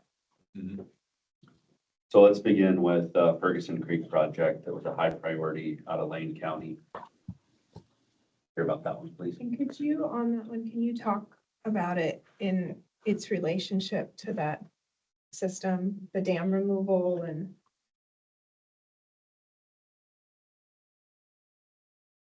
This was your project, right, Kevin? Yeah. Great.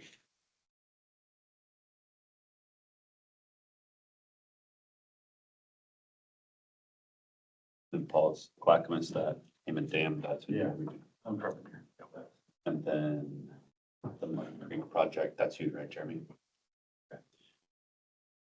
Yeah, so that one was Long Tom watershed, had more match funding than WASC. Had high benefits for HCP salamanders, as well as native salmon and trout. I think that one suggested the potential to benefit out migrating ESA upper Willamette Spring Chinook juveniles as well. If completed. What else was in there that we can talk about? Oh, I didn't get a chance to mention it. I think, I believe all of the match was secured. Had strong landowner engagement with in-kind match in the form of 150 Doug fir trees. They did say they could accommodate partial funding by scaling down the number of habitat features, being BDAs and log jams, to be installed in South Fort Ferguson. Just saw that and it takes it down to like 175,000. So Yeah, it's not a huge change. not a huge scale down. Yeah, it aligned really well with numerous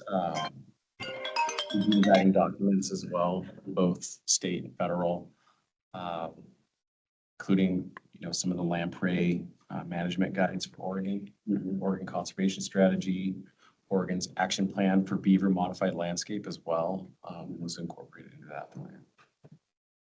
Like the geography of this one, it's pretty, I mean, I wouldn't say valley is urban, but it is city of Monroe, Junction City adjacent, which has some visibility components. Builds on a lot of work they've been doing in the area, it sounds like, and What were some of the concerns? That project?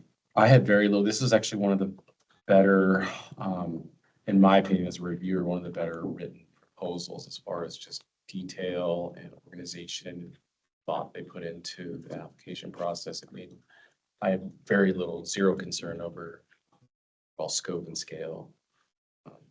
Yeah, very impressed with the way they presented their information and It's very like a high priority, is that correct? yes, yeah, I was ranked as high. So there's some background on Ferguson Creek. Okay, Jeremy, Kevin, yesterday I had in my notes something about a downstream barrier. Is that, I went back and looked at that because I'd raised that and they are saying that they hope it will be removed by the time, it's a different project, but they hope it'll be removed by the time this project would be completed. That's the Monroe. The dam. Yeah. So it sounded like, Plans like it was aside from parallel. this, that, Yeah. in the works to come out. Which is why they suggested that, ancillary benefit to outmigrating ESA juvenile spring Chinook. any other questions on that before we hear about the Muddy Creek Restoration Project again? Okay. Jeremy. Muddy Creek out in, Malheur County. Isolated a bit, but a very cheap project, 40 grand. They're going to put in a bunch of in-stream structures, I think 5 BDAs, 10 PALs, 11 log jams. They're gonna thin about 350 acres with matching funds of juniper and use those within, or for the in-stream structures. They are also going to improve about 1/10 of a mile of road, public access road. This is all on BLM land, so public land. There was a question earlier, maybe about if they're gonna do any kind of restoration work with the grasses or anything. There's nothing specific. They do allude to one of the people doing the work is well versed in noxious weeds and things like that, but they didn't specify anything on that question. You said they were gonna improve, enhance habitat by managing cattle grazing. Did anything about that, like fencing or anything? It's a concern of mine with this, so I don't have a good feel if they're allowing it on the public land. Downstream is private land with various amount of grazing unknown. They don't really talk about it in the application, so I don't know. What is Muddy Creek a tributary to? Good question. The upper Malheur River. Yes, And improving the road, is that part of the application? 'Cause- it is. It's a weird So little, that's weird because that doesn't benefit any PFA species. it would potentially, since I think they need to improve it to get the work done, is how I read it. So I think it goes through private land, then there's like 1/10 of a mile that's on the BLM land that they would be doing the work in. That means they're gonna have to re-rock the private stretch in order to get permission to go across that landowner, more than likely, what I would imagine. I'm just uncomfortable with a project that wants to fund a road when it's not protecting a PFA species. They can't do much road work with the 40,000. From what I recall, the road, even I think with the partial funding, they're saying, well, we may not deal with the road or something to that effect. They said they would prioritize implementing in-stream structures Correct. if they received partial funding. But this is a $40,000 project, so. Yeah, like how much influence do we have on that? By I don't imagine the road improvements being large infrastructure type improvements. It's probably a load of rock or two for permission to access across that private stretch to just clean up after themselves. It just seems to me that if we really want to focus on PFA species, we should focus on PFA species, because that's been something brought up in other applications too. So, and with a lot of information absent, like what you're saying, there's a lot of kind of unknowns. It makes me a little worried about it, even though it is really cheap, but That's fair. I reviewed it and felt that this reach is so degraded that anything they're going to do is going to help the PFA species. Absolutely. By putting the juniper into the stream, which I took to be the main part of their project, that's going to provide some cover that they don't have because they don't have riparian vegetation, but you can get in-stream shading from cover, and juniper more so than just putting logs in a small stream. You can benefit.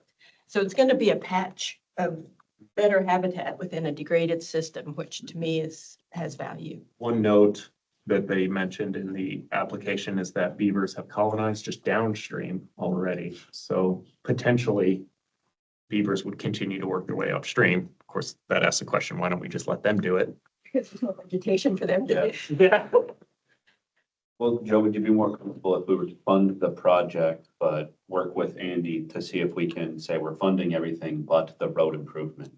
And see if that's still possible. And just to that point, like Courtney mentioned a moment ago, it does say, with partial funding, we would scale back the project, implement fewer in-stream structures, not repair the damaged existing road, or a combination of the two.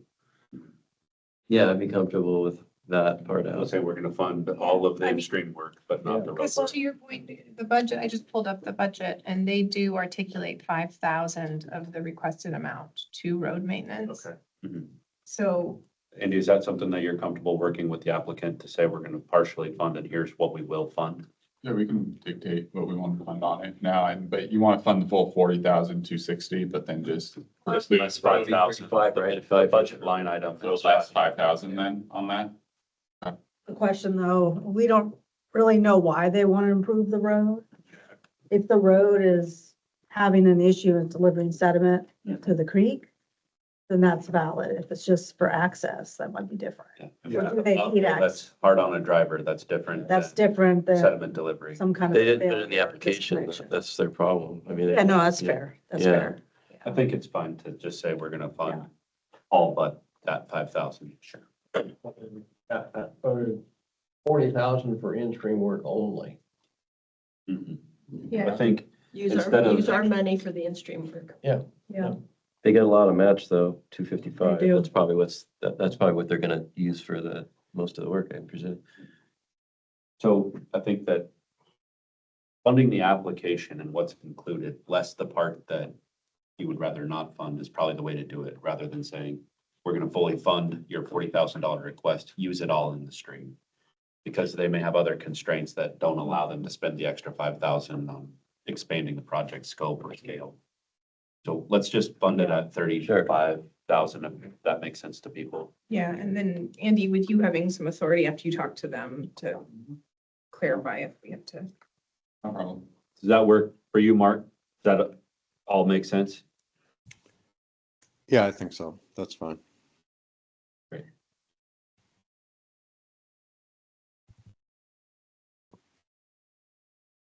Yeah, so then we're looking at, do these projects, let's see, the next one would be the Ament Dam removal. If you can talk to us a little bit about that one, and then we're gonna look at, do these three projects we just heard about in aggregate make more sense to us than the canoe takeout ditch fish screen project or not? If you remember, Emmett Dam was in the Pudding River Watershed, applicant was a Pudding River Watershed Council. Pudding River is a tributary of the Molalla. It's in Clackamas County. I did just notice, we don't have anything funded in Clackamas County. I think the Mount Hood Community College is the only thing kind of in the Multnomah Clackamas County area. So that's of interest. Request, 268,000. And this, if you remembered, was the dam. It had the two concrete pillars and then the flashboards that they would put in to create an 8 to 10 foot barrier during the irrigation season to provide irrigation to their crops and I think they have cattle and other agriculture going on there. So HCP species are native savannas. It's a good cutthroat stream. Also, ESA listed as spring chinook and winter steelhead. I think it's a little bit of a stretch for a spring chinook, but definitely winter steelhead. Opens up 8 miles or connects 8.1 miles. If you remember too, it is a partial barrier. So when the boards are taken out, it's not a barrier really during most of the flows of the year. It is on the ODFW priority barrier list, including watershed. And the budget didn't document it well, but it does have $75,000 in kind from the ODFW screen shop. So they are going to be in kinding the removal of the dam, taking away the materials. They do have a letter in here that states that. So they're going to be in kinding. Oh, is that in kind, in addition to the 95,000 that's listed? That is, I think that's included in that. Yeah. Yeah, the budget just didn't line itemize that, but there is a letter here from ODFW screen shop that says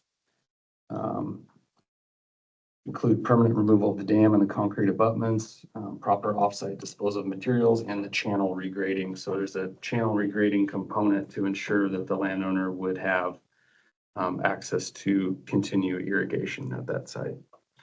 So a really good collaboration with the landowner.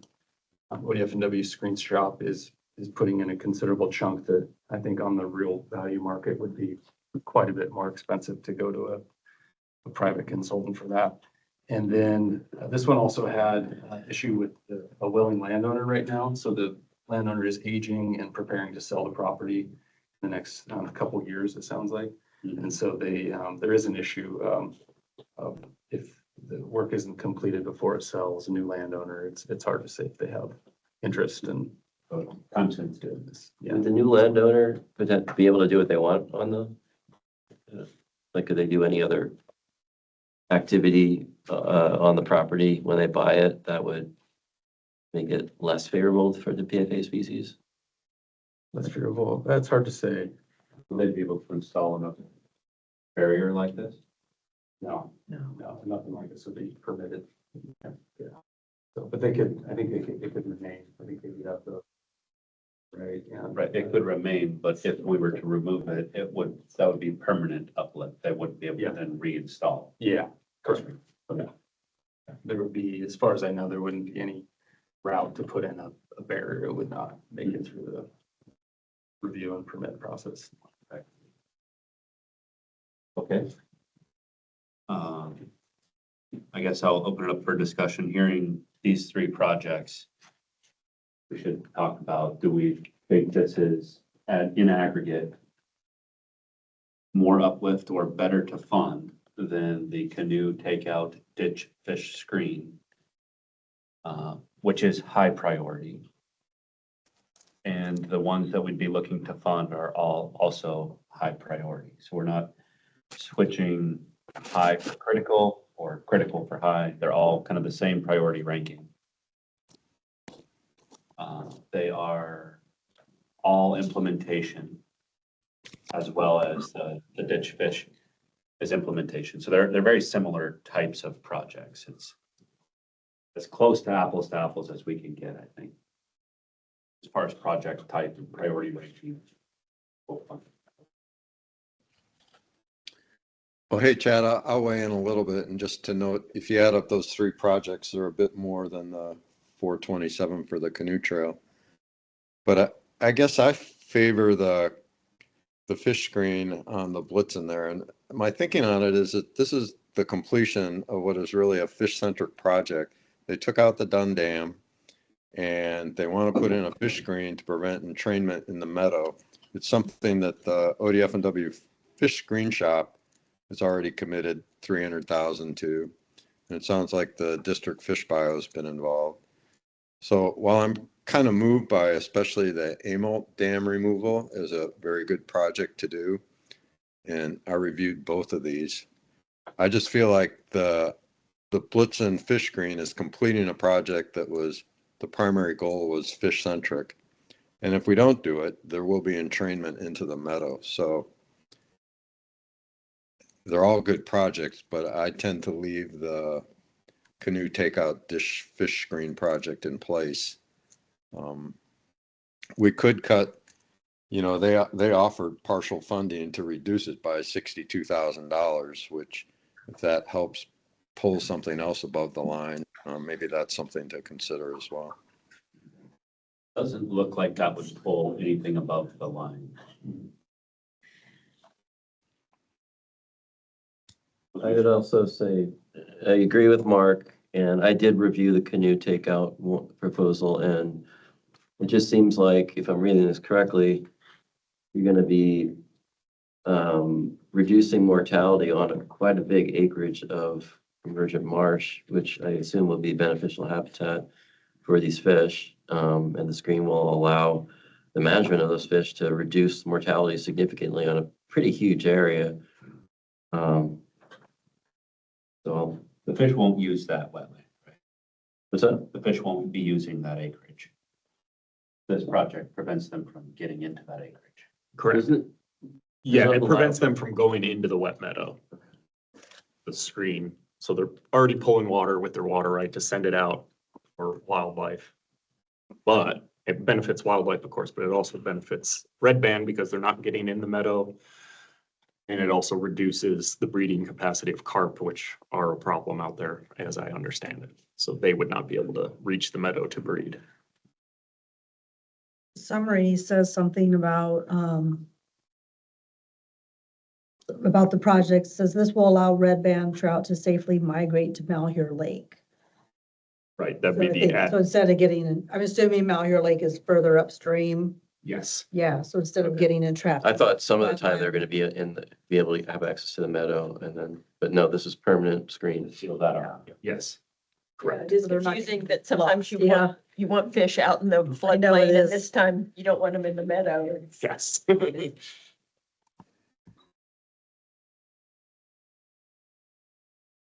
Should probably wait until we have full committee back before we make any kind of decision and just allow for more discussion. I don't disagree with you around the benefits of the new takeout ditch fish screen, other than the fact that it's difficult name to repeat or repeat. That was smooth. That last one was smooth. Say it 5 times fast. I also do see a lot of benefit from those next 3 projects down. Muddy Creek feels like a lot of gain for $40,000 spent. 35. 35. 35, Correct. yeah. The Emmett Dam also, it has a time sensitive nature, just like canoe takeout, ditch fish screen. And the Ferguson Creek floodplain work was pretty compelling as well. And so, Andy, could you provide us in aggregate what those 3 projects would be? 520,000, that it? Ish. Those 3, yeah. 523. 523. So Courtney, what we're discussing now is the 3 projects that we heard brought back forward to refresh our memory and comparing those to the canoe takeout dish fish screen. Mark had mentioned that he is supportive of continuing to fund the project to prevent fish entrainment. Joe has also reiterated his support for that. And that's kind of where we're at now. It would be 518, I think, without the 5,000.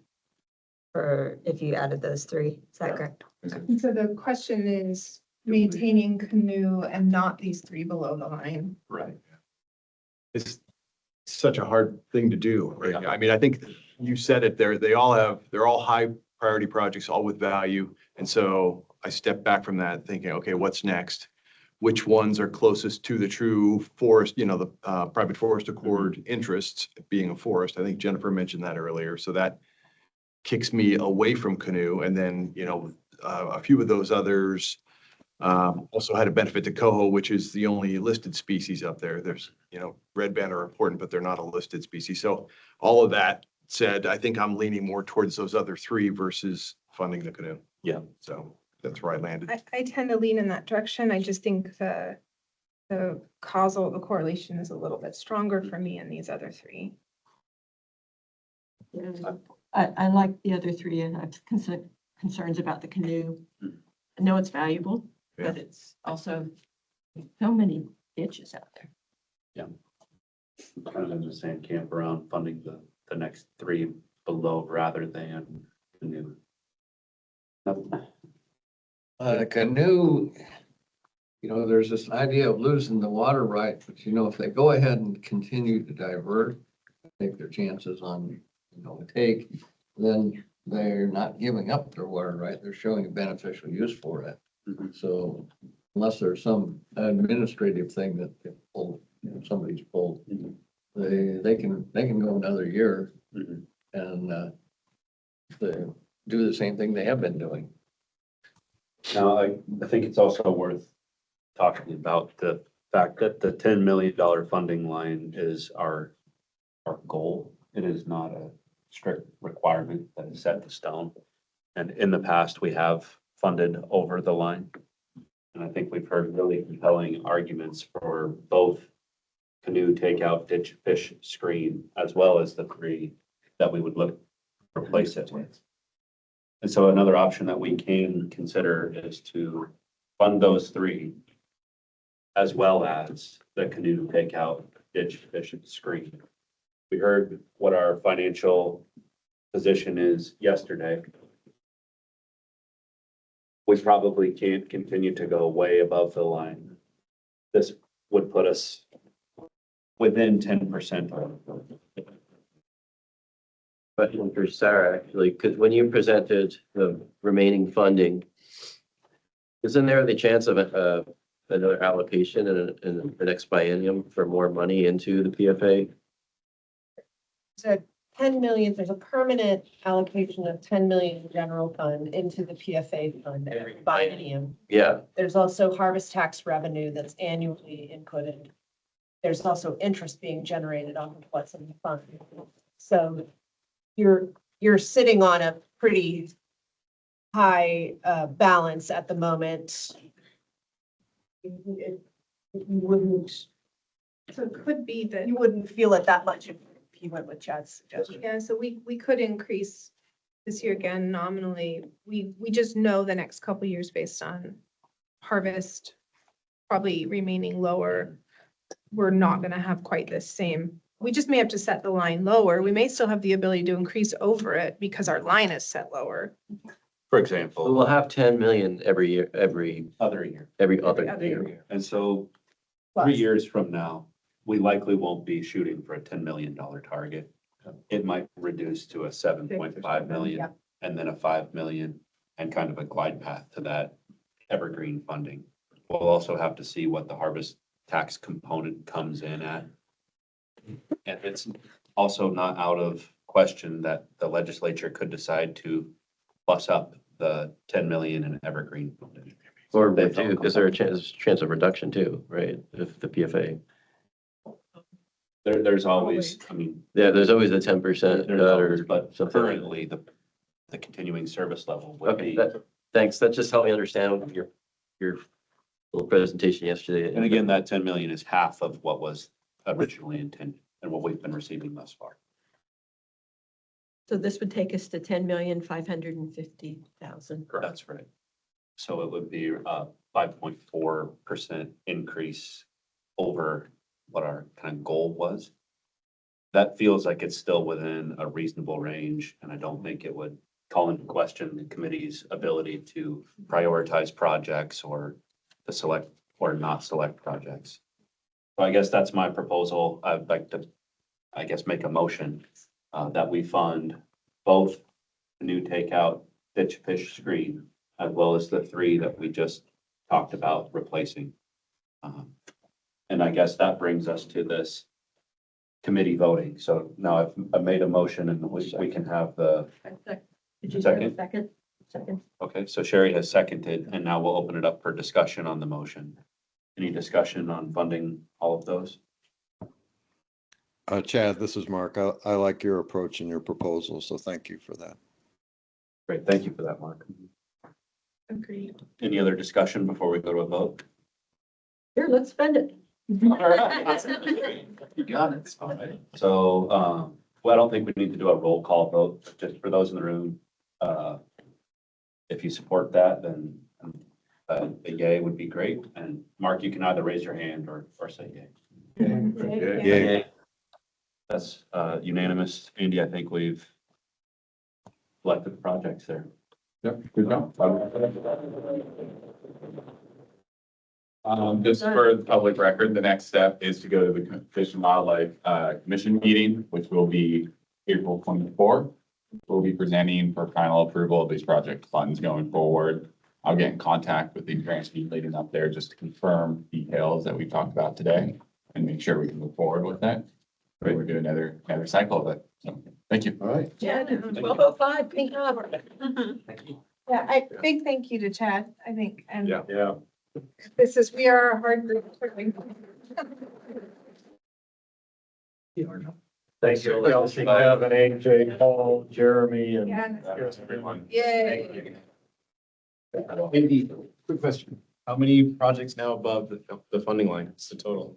It was 22. Let's see right here. Oh, There's several 15s. where's my number? There's multiple 15s, so be ready. 28. Yeah, somewhere around there. It's not giving me a number here, but. I feel like Let's see, real quick. 25, 24. 10.5 million. I feel like the staff, like your brains hurt after this because we make you ping pong so much. Or it's pretty impressive. But, yeah. Next, just so everyone knows too, on the record, our next meeting for the committee will be May. We are moving to a every other month or quarterly meeting schedule. So we'll be sending out that material. PFAgrants.com. And that's it. Ready to adjourn. I think we're ready to close the public meeting. All right. Thank you. Thank you, everyone. Yay. I have it on my calendar. Job, Sarah. You're up.